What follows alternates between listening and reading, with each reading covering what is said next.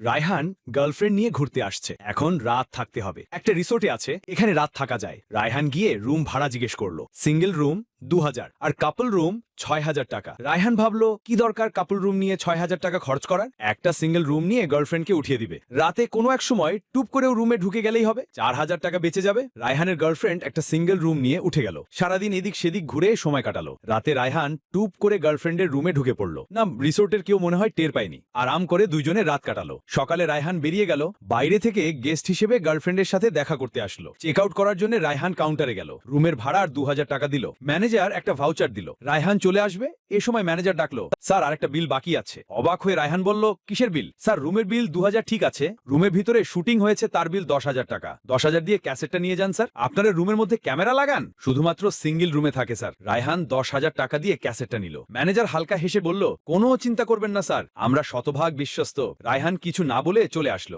গার্লফ্রেন্ডকে কিছু বলল না। রায়হানের এসব চালাকি এমনিতেই ওর পছন্দ না, বললে আবার অযথা দুশ্চিন্তা করবে। বাসায় এসে দরজা জানলা বন্ধ করে ক্যাসেটটা ল্যাপটপে দেখা শুরু করলো। কি ক্যাসেট তো শাহরুখ খানের ছাইয়া ছাইয়া গানের ভিডিও। রায়হান ম্যানেজারকে কল দিল, আপনি আমাকে ভুল ক্যাসেট দিয়েছেন কেন?